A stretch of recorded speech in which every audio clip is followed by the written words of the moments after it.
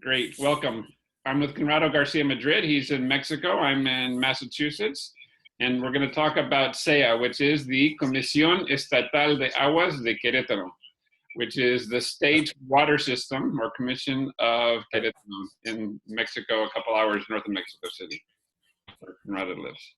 So this That's project right. started in 2006.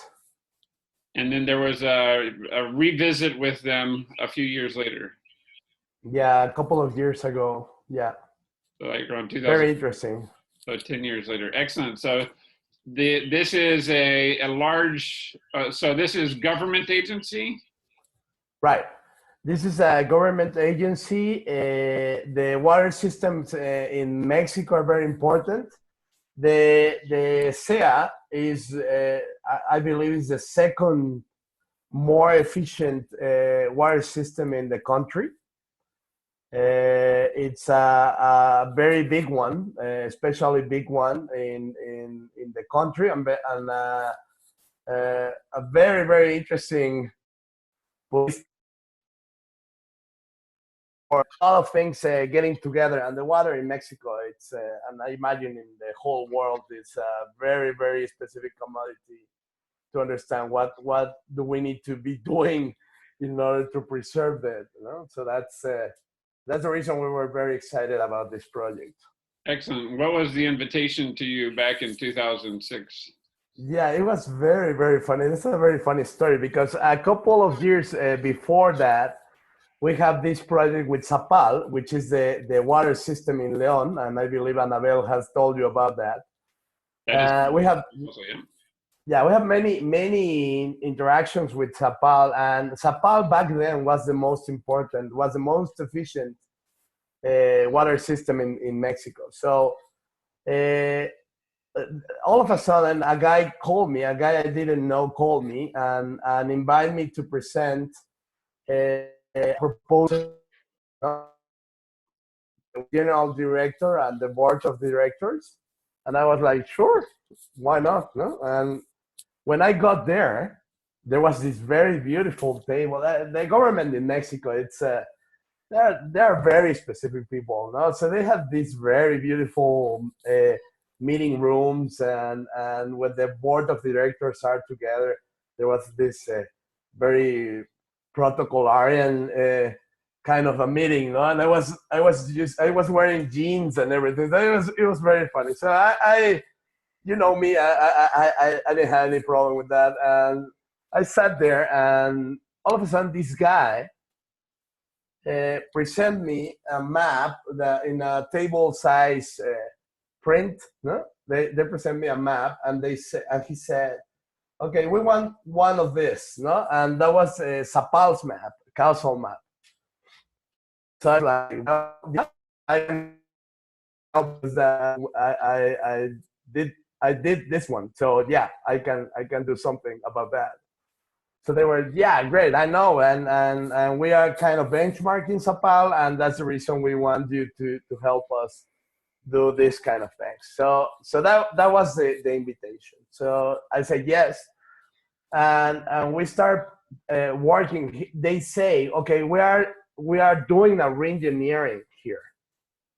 So that's the reason we want this kind of things with we want to do this kind of things with you, because we want to shift all the strategic paradigm that is being used in SEA. And I was like, yeah, no problem. They say, but the other thing is, I want you to work with another consultant that we are using for the re-engineering. And I was like, oh man, that's always bad news, no? That has never heard of the systemic approach, that has never done this kind of work. But I was like, well, yeah, it was an interesting project. And I said, well, yeah.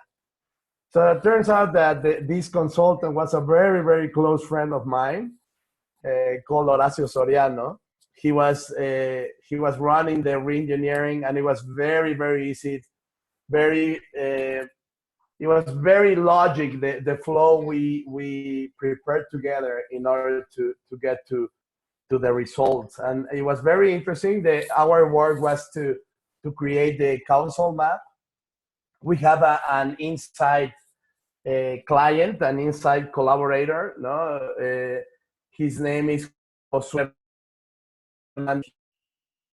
that made the invitation back then, and he was the director of special projects, whatever that means, no, in the in the organization. So it was very, very interesting to understand. He was kind of a scientific, no. He loves the water processes. He loves all the engineering around the water. He's that kind of guy. His head is a very specific, exceptional kind of brains, no, working together. So he loved the causal mapping. He loved the methodology, and he was very, very helpful in order to get all the information and to get to a very, very beautiful causal map. No? So after that, obviously with Annabelle's help, we create all the analysis. We apply the analysis all the managing from clarity methodology for the map, no, and people were very, very supportive of the initiative, no, and it was very easy to put it together with the reengineering process. I had this paradigm, no, I had this mental model about reengineering. But this guy was doing it so elegantly, so beautifully, that it was hardly a re-engineering, but it was a very beautiful strategic process altogether. No, so he was using the balanced scorecard approach, no, to help them to get to the indicators, to get to the different levels, and cascading the objectives of every single department in the state, which is a very interesting process. He was using the results of the mapping and the results of the analysis to do that kind of things. Not very similar that the work we did with GNP, no, that surely Hal told you about, and it was very, very well done, no, in order for them to start redesigning the organization. I think that was the main thing that made me very happy during the process, because it was not a re-engineering, it was more like a redesign of the indicators and of the objectives of the company, you know? Because normally the re-engineering is half of the company is out of the company just because we need to cost. And it's interesting how that worked, you know, in order for them to do effectively after the redesigning the organization. So what stakeholder groups were involved during this process with you? It was every single department in SEA, the general director. We interview also some of the other public dependencies that were related for some reason with SEA. Josue asked me to ask Zapal, for example. He was a huge fan of the general director of Zapal back then. So he asked me to have a couple of meetings, the three of us together, so that we can talk about what's happening and the perspectives.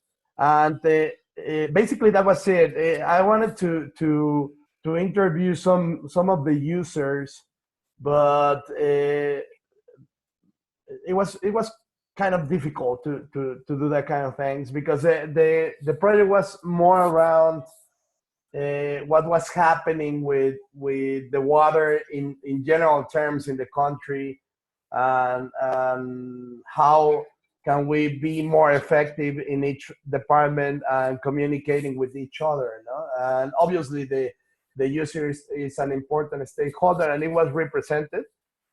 Well, I am a user, basically, but that's the kind of stakeholders that we interviewed back then. What were some of the key insights that you remember from this project?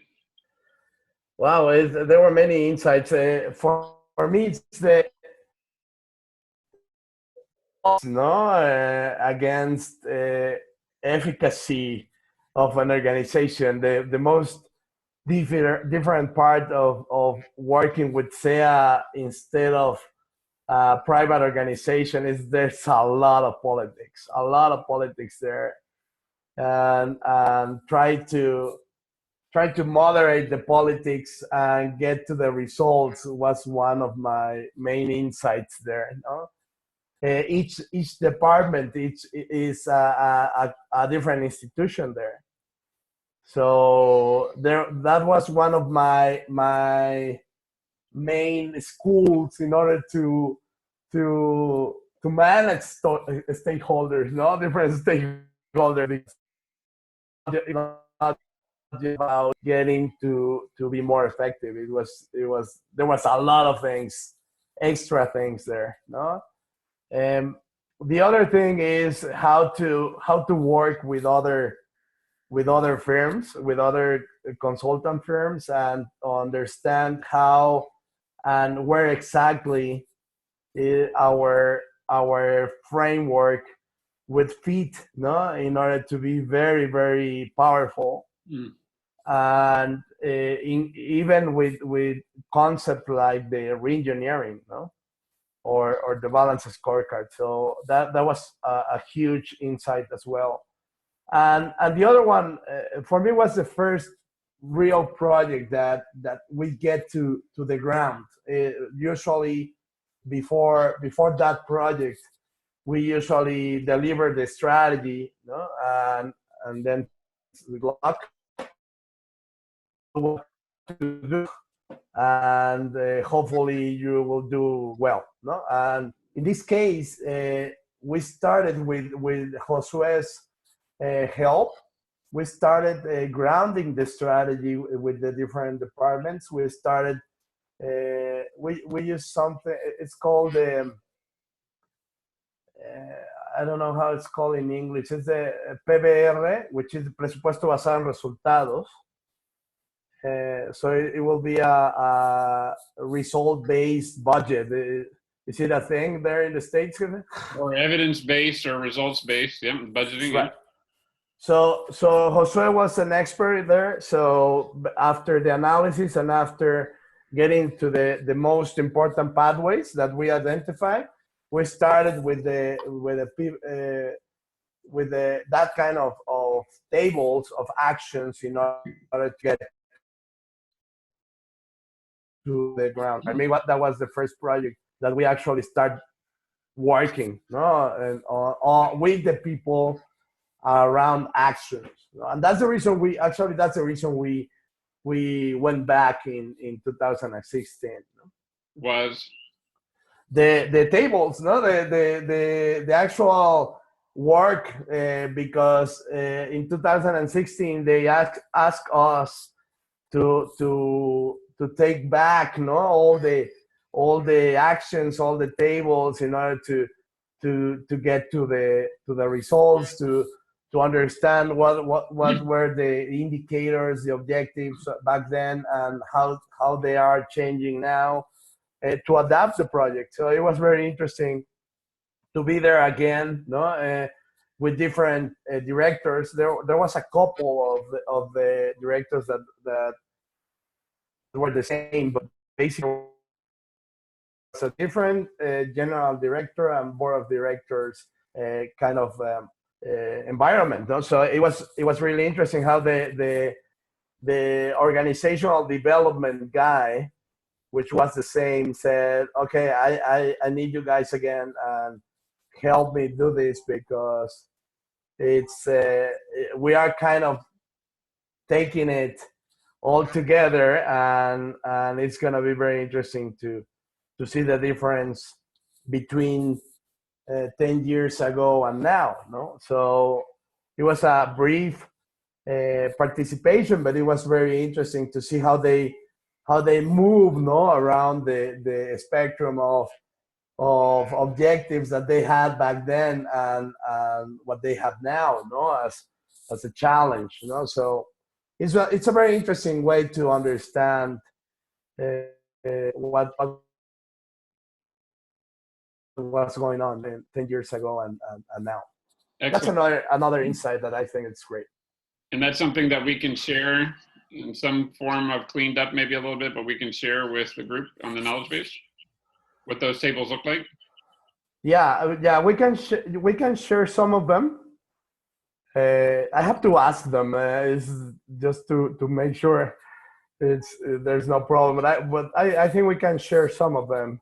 Right. With no problem. Clean them up a little bit or something. Yeah, the map. I don't think there's a problem. I think we can share all of that.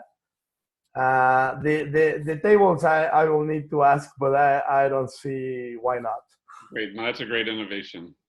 Wonderful. Well, thank you for sharing the story of SEA in Mexico. Thank you, Jefe.